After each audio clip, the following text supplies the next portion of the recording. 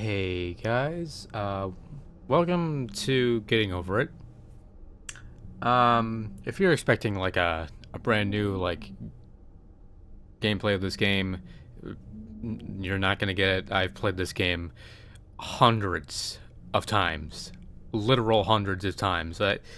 Granted, I'm more used to the mobile version. Before that game, before that version of the game completely broke. Um, My personal best time on it was 5 minutes and 6 seconds. So if you're expecting me to take this slowly or me to get angry at the game, it's not gonna happen. I'm way too used to it. However, that being said, I still want to play this game because I feel like I don't know,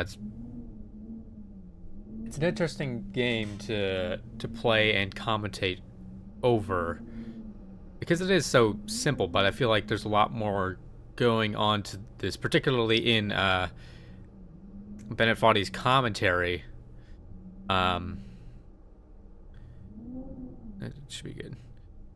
Yeah, there's a lot more going on to it than just like a rage game where you climb up a mountain with a hammer. In fact, I don't think this game. Well, I think Bennett Foddy did intend this game. Well, maybe not intend, but he was aware that this game would piss people off, but I don't think it was necessarily his main design philosophy behind it, and I'll touch up more on that later. Yeah. I'm gonna just take this as slowly as I really can because I do want to actually talk a little bit and not just get through the game in like 7 minutes, so There's no feeling more intense than starting over. If you deleted your homework the day before it was due, as I have, or if you left your wallet at home and you have to go back after spending an hour in the commute. If you won some money at the casino and then put all your winnings on red. I just turn up the mouse sensitivity. It's a But little it low. came up black. If you got your best shirt dry cleaned before a wedding and then immediately dropped food on it. If you won an argument with a friend and then later discovered that they just returned to their original view. Starting over is harder than starting up. If you're not ready for that, like if you've already had a bad day, then what you're about to go through might be too much. Because I'm gonna Feel get free to go away way too and much of come his back. dialogue, and I'm just not gonna be I'll be talking the here. entire video. Alright, thanks for coming with me on this trip. I'll understand if you have to take a break at any point. Just find a safe place to stop and quit the game. And don't worry, I'll save your progress, always, even your mistakes. This game is a homage to a free game that came out in 2002, titled Sexy Hiking. The author of that game was Jazuo, a mysterious Czech designer who was known at the time as the father of B games. And B games are rough assemblages of found objects. Designers slap them together very quickly and freely, and they're often too rough and unfriendly to gain much of a following. They're built more for the joy of building them than as polished products. Right. In a certain way, Sexy Hiking is the perfect embodiment of a B game. It's built almost entirely out of found and recycled parts, and it's one of the most unusual and unfriendly games of its time. In it, your task is simply to drag yourself up a mountain with a hammer. And that act of climbing, in the digital world or in real life, has certain essential properties that give the game its flavor. No amount of forward progress is guaranteed. Some cliffs are too sheer or too slippery, and the player is constantly, unremittingly in danger of falling and losing everything. Okay. First thing I want to comment on is how he talks about B games, and specifically more or less how they're made. How they're rough assemblages of like found objects, yada yada yada, right? I feel like there is a certain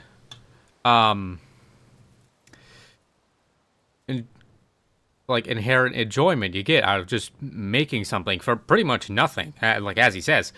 In my own experiences, I feel like it's always been a lot more fulfilling to, instead of make something from the ground up, make the most out of a specific limitation instead, right? Because when you're building something from the ground up, you can kind of just do whatever.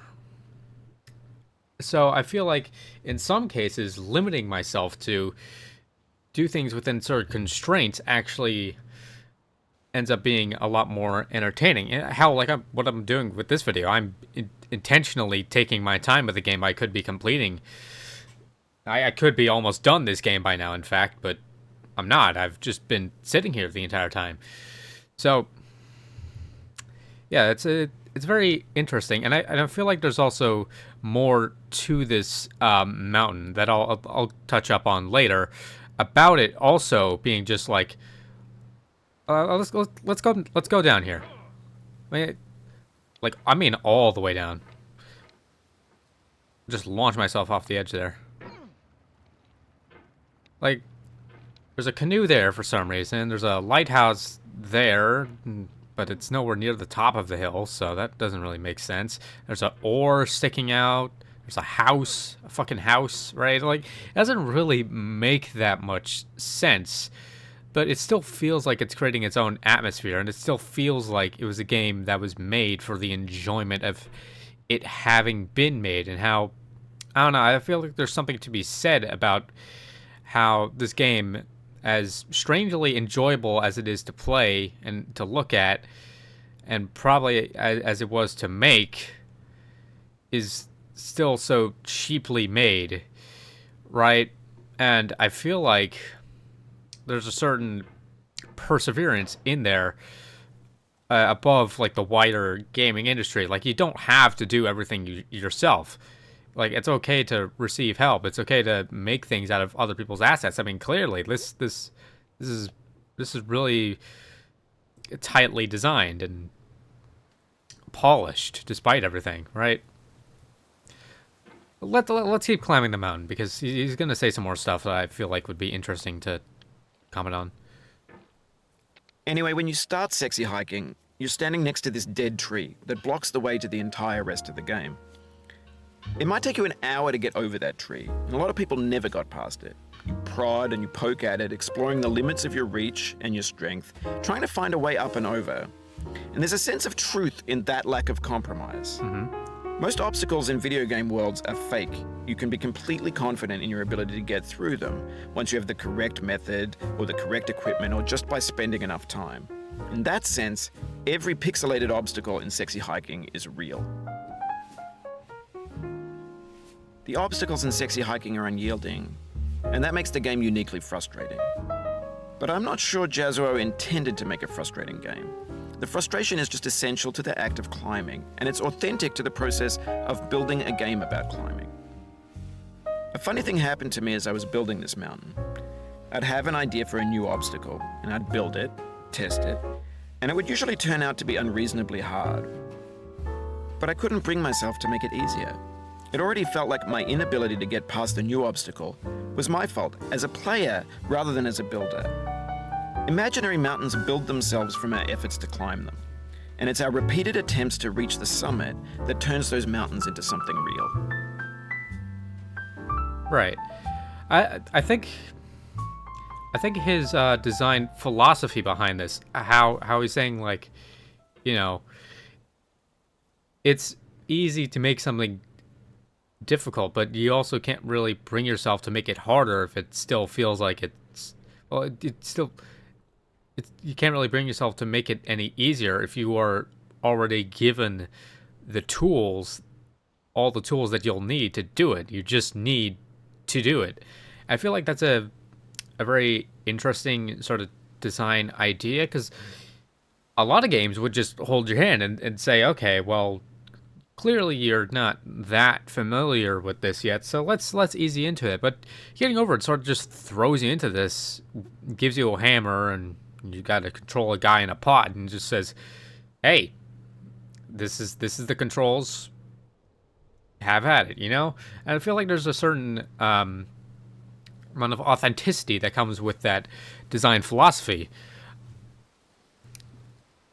I feel like it's something that's often a loss when you have to work with teams, because when you're working with a team, it needs to be well, maybe not doesn't need to be, but it's certainly a lot easier to work with a team when the work you're doing is accessible to everybody on the team, right? So by making this game himself, I feel like he's already made something that is uniquely accessible to himself, and therefore it's very much his own style. And I mean, hell, it's created a sort of subgenre of games. I'm not sure if it's a subgenre or genre in and of itself, but the Foddian sort of genre of games where there is no hand-holding, there's no real progression. The idea of the game is based on the fact that you already have all you need to know and you just need to use it. When you're building a video game world, you're building with ideas. And that can be like working with quickset cement. You mold your ideas into a certain shape that can be played with, and in the process of playing with them, they begin to harden and set until they're immutable, like rock. And at that point, you can't change the world, not without breaking it into pieces and starting fresh with new ideas. For years now, people have been predicting that games would soon be made out of prefabricated objects, bought in a store and assembled into a world. And for the most part, that hasn't happened, because the objects in the stores are trash. I don't mean they look bad or that they're badly made, although a lot of them are. I mean they're trash in the way that food becomes trash as soon as you put it in the sink. Things are made to be consumed and used in a certain context, and once the moment is gone, they transform into garbage. In the context of technology, those moments pass by in seconds. I feel like that's also a very interesting sort of statement there, because he is talking about how making a game just like works, fundamentally speaking. Like it's true with every game ever made, really.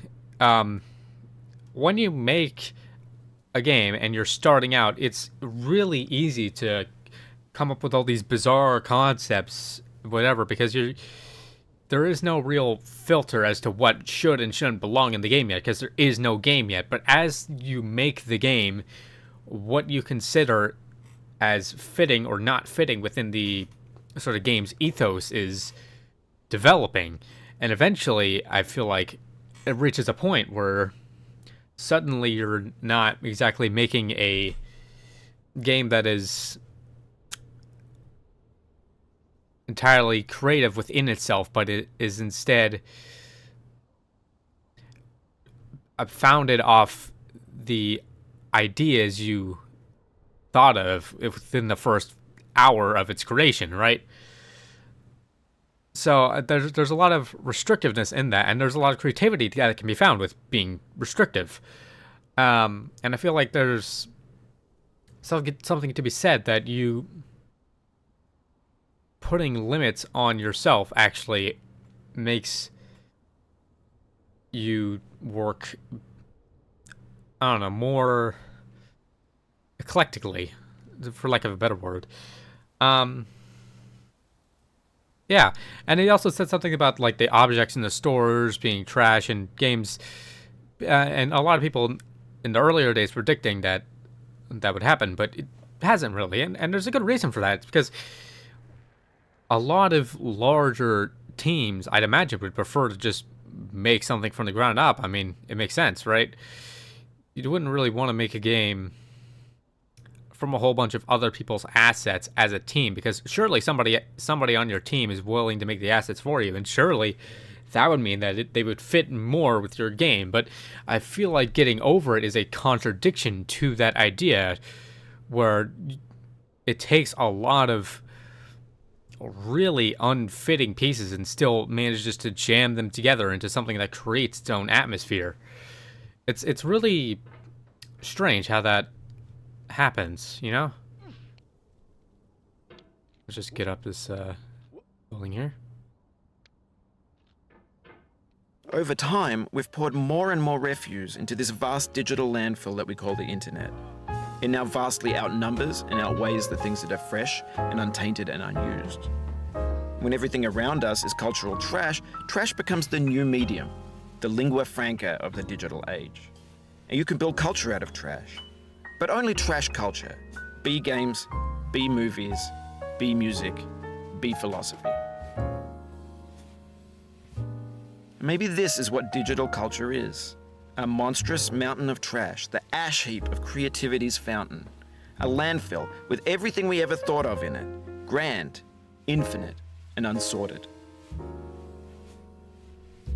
There's 3D models of breakfast, Gen X's fanfic novels, scan magazines, green screen Shia LaBeouf, banned snuff scenes on LiveLeak. Facebook's got lifelike bots with unbranded adverts and candid shots of Kanye and Taylor Swift mashups, car crash epic failed GIFs, Russian dashcam vids, discussions of McRibs, discarded, forgotten, unrecycled, muddled, rotten, untitled. Yeah, that's just sort of like the unfortunate thing with creating a game like this, is that a lot of people who make games for the joy of making them just never really get to see other people getting enjoyment out of the game they made. It never really breaches into the mainstream. Like, this is one of the only games of its kind to have ever, like, gotten a mainstream level of attention, and it's just not really that fair to a lot of people, because it's just, I mean, what's to say that somebody who's making something from scratch doesn't enjoy the process just as much as somebody who's making things from all these recycled assets? Like, who's to say that, right? And what's to say that one experience is any less authentic than the other, right? So I feel like there's a lot of pity to be had on these smaller, less known developers who often work on these so-called B games, because it's just like, well, these games aren't bad, they're just, you know, built off of other people's ideas. So naturally there's just not, I mean, sure, there's not a lot of innovation going on, but what's to say that doesn't mean the game is good? I feel like nowadays the gaming industry is so focused on trying to innovate on what's already there that all these fresher, newer ideas entirely contained within themselves, but not necessarily building off of anything that there was previous by a lot of these smaller developers, are just sort of left by the wayside. It's unfortunate. Now, talking about the gameplay of the game here, there is a skip you can do here, slide skip. That's probably the most common speedrunning trick in this game, but I'm not going to do it because I want to go over here and show more of the game environment, because I feel like it helps to emphasize both Bennett Foddy's point and what I'm talking about here. Went a little too far there. Everything's fresh for about 6 seconds, until some newer thing beckons, and we hit refresh. And there's years of persevering disappearing into the pile, out of style, out of sight.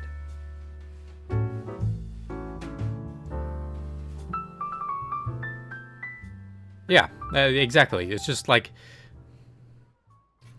these games are made, but nobody cares, right? If you saw me climbing up this, like, you can see just how many different things this is made out of, and it looks really good. It's just strange because it is made out of a whole bunch of things that wouldn't really go together that much. So yeah, what's to say that, like, this can't be good? Because no, this is a really visually pleasing sort of obstacle here, and it also creates for it some interesting geometry that the player has to interact with. In this context, it's tempting to make friendly content that's gentle, that lets you churn through it but not earn it. Why make something demanding if it just gets piled up in the landfill, filed in with the bland things?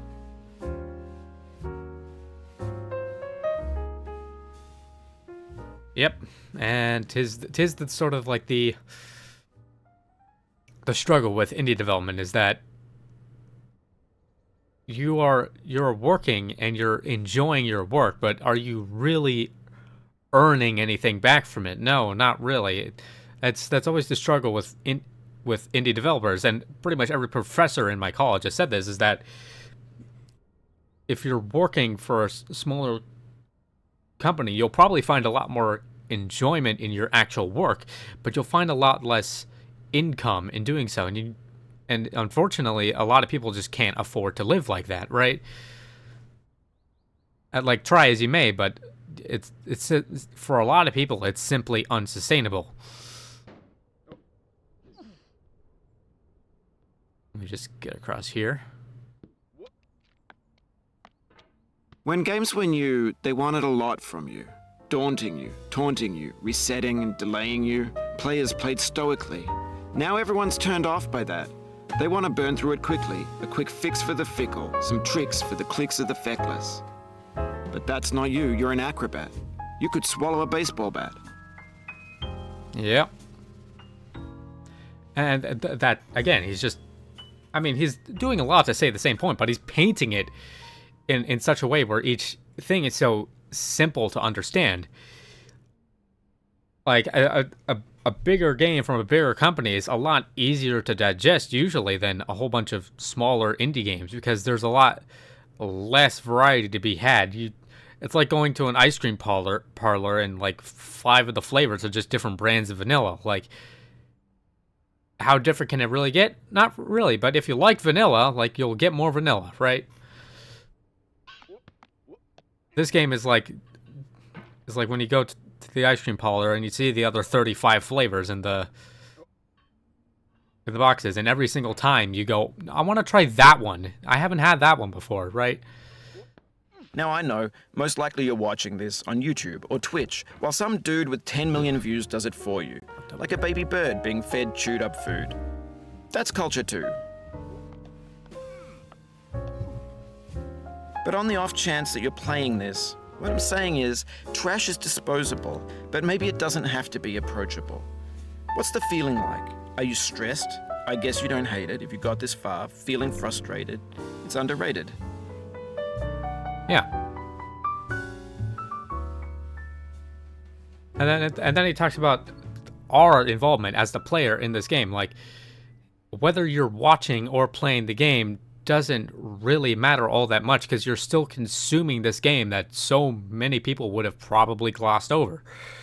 And that is what's truly special about the experience, and that is what makes the effort of making a game kind of worth it, is seeing other people find enjoyment in your work, right?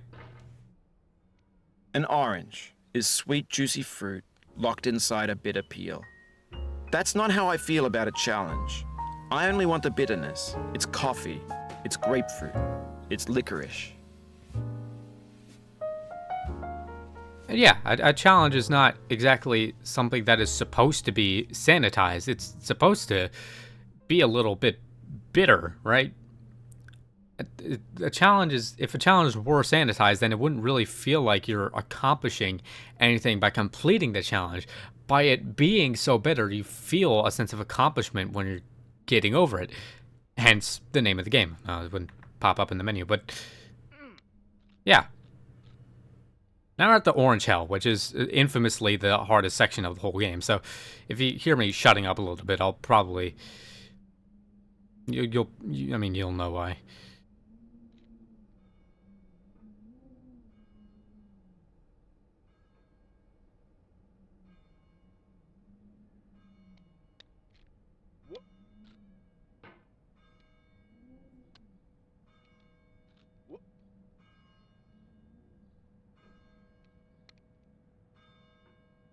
All right. We're at the church now.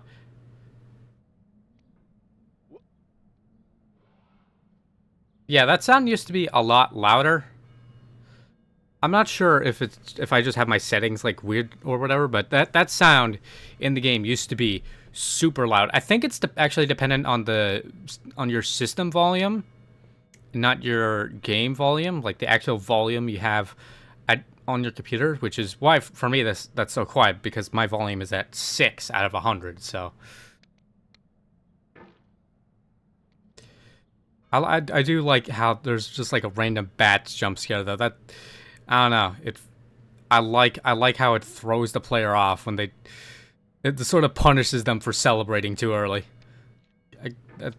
That's both equal. It That's feels just like we're as closer dickish now. as it is fun. Composer and climber, designer and user. Like a You John could have Romero refused, but you sort of didn't. There was something design. in you that was hidden, that chose to continue. Yeah.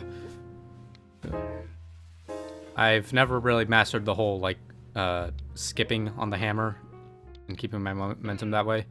Just not a technique I've ever really been that good at. I mean, I did a little bit there, but I'm not that good at it.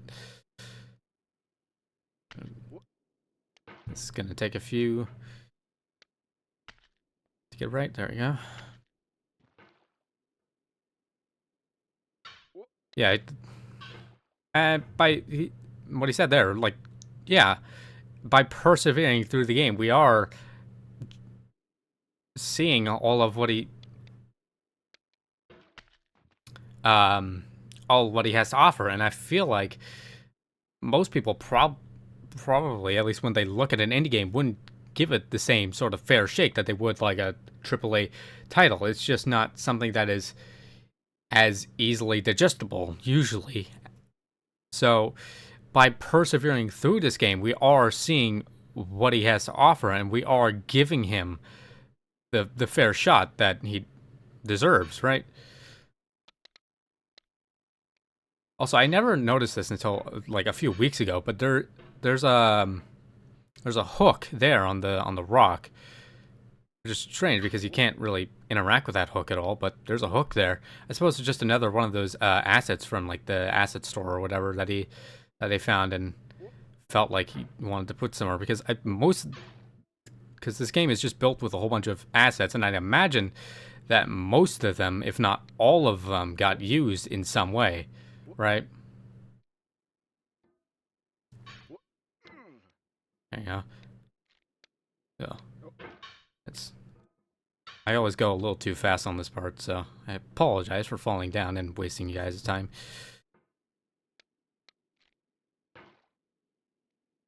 Let's go up here. It means a lot to me that triggers you've dialogue. come this far, endured this much. Every wisecrack, every insensitivity, every setback you've forgiven me is a kingly gift that you've given me.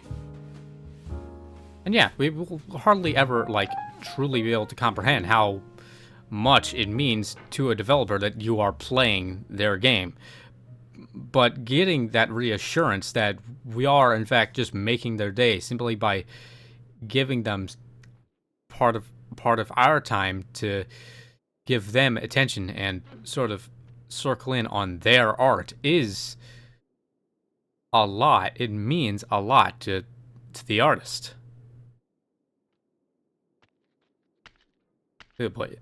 Oh, man. You just lost a lot of progress. That's a deep frustration, Yeah. a real punch in the gut. Don't worry, Bennett. I'll be back there in 30 seconds. It's like the first time I've lost progress this entire... Well, accidentally, not deliberately, lost progress this entire run.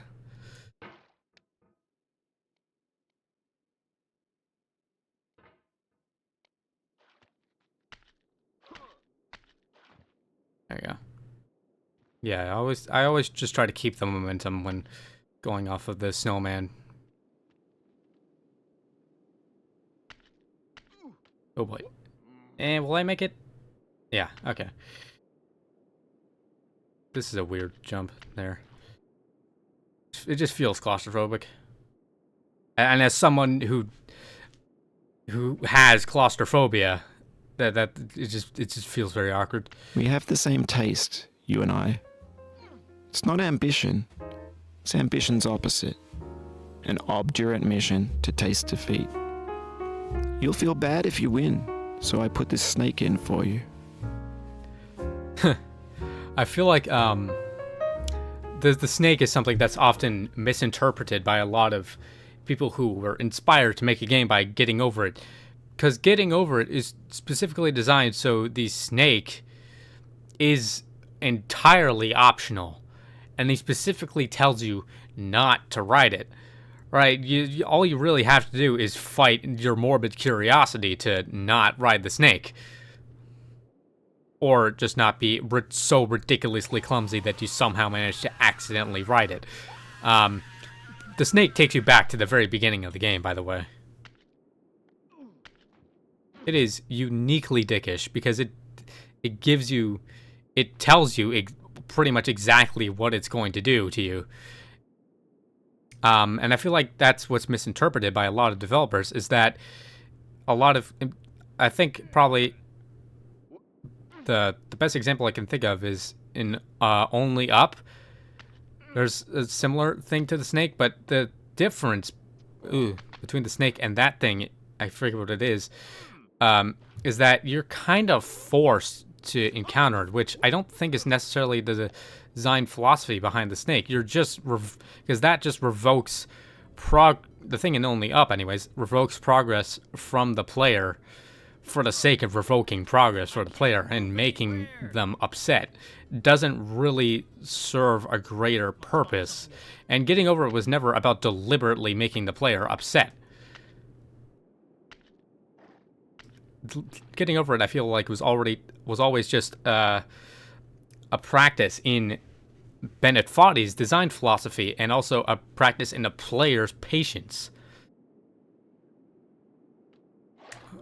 But that trick in Only Up feels more like it's just there to deliberately upset the player, which I feel like is a lot less fun. Have you thought about who you are in this? Are you the man in the pot, Diogenes? Are you his hand? Are you the top of his hammer? I think not. Where your hand moves, the hammer may not follow, nor the man, nor the man's hand. In this you're his will, his intent, the embodied resolve in his uphill ascent.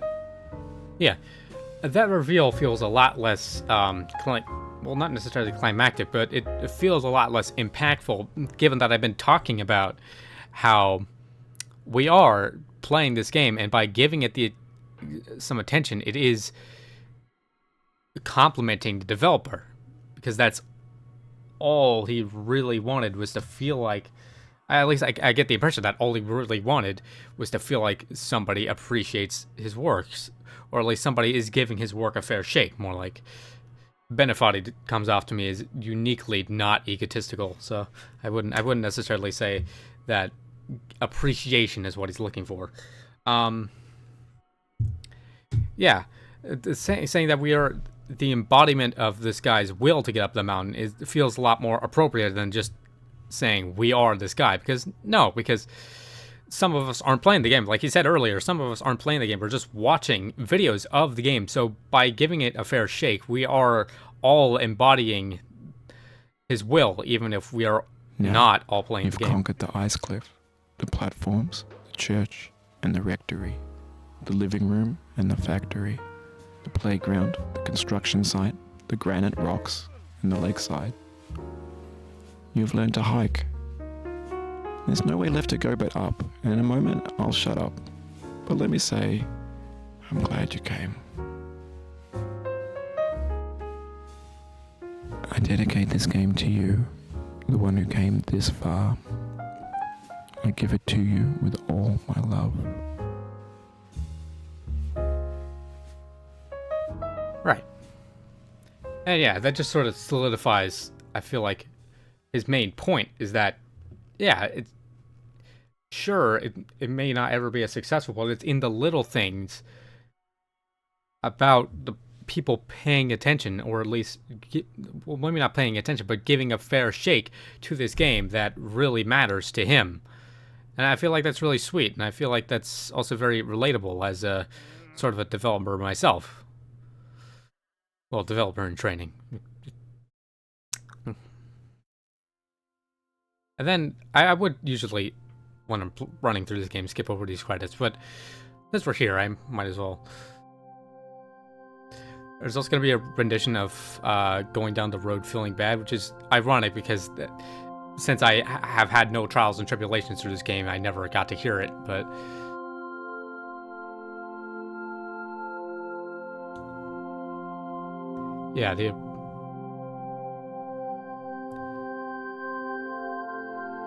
yeah, some of this art is by Bennett Foddy, but some of this art isn't, and I'm going down stitched the together. road feeling bad. Lord, I'm going down the road feeling bad.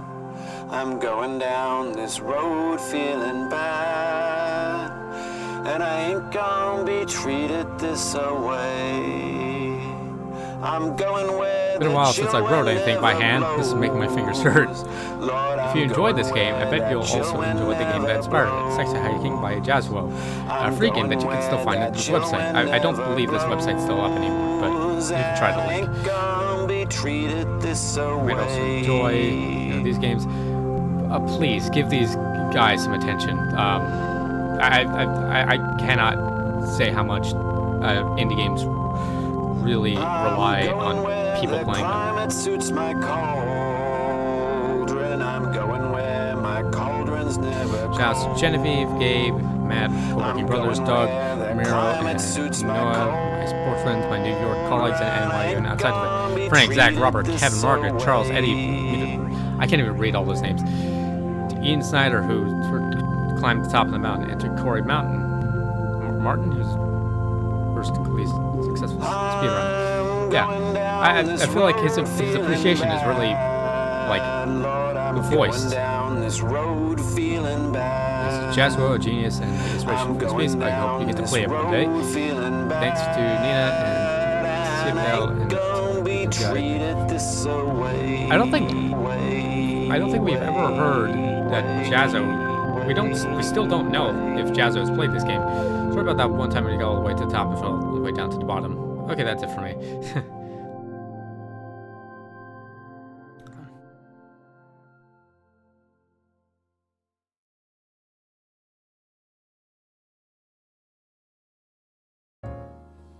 Yeah, and then there's a little prize for people who did actually spend a few bucks to play this game, which is also really sweet. I'm not gonna show you it. If you want to see what's at the top of the mountain, please purchase the game yourself and climb the mountain and find out for yourself, because I feel like even despite the appreciation that I have showed to this game and the appreciation that you might have developed by watching this video, I still don't feel like that would do the reward at the top of the mountain justice. So I'm not gonna touch it. I'm gonna leave it up to you. But that being said, I feel like I've said pretty much all I really want to say about this game. I feel like it's a good commentary on the sort of like state of the video game industry. I feel like it's aged fairly well. Yeah, indie developers are the foundation of the industry, whether or not we necessarily give enough attention to them, which I'm certain we don't. At the end of the day, without indie developers, we wouldn't really have much of an industry at all. I feel like there's such a reliable sort of source of content. I don't know how to describe it, but I feel like without them, we wouldn't really feel any desire to play video games whatsoever, because there's just so much soul to these smaller games that inevitably gets lost by working on it with teams. Yeah, I don't know. It's just very endearing to play this game. That being said, I think that's about all I have to say about this game. Please go buy it and play it yourself, and anytime you have the opportunity to, I encourage you to play some indie games, because there's a lot of developers out there sort of making stuff and just not really getting any retribution for their efforts. And I feel like that's, I don't know, it's just, it doesn't feel like the industry is particularly fair to these smaller developers. So do your part and just give those people some attention, because they do deserve it. And I feel like art, no matter who made it, should be appreciated, and I don't feel like leaving these things by the wayside is necessarily very fair to these artists. But anyways, I've done enough rambling. Thank you all so much for watching. I really do hope you enjoyed, and I appreciate you watching, and I'll see you all in the next video. Goodbye.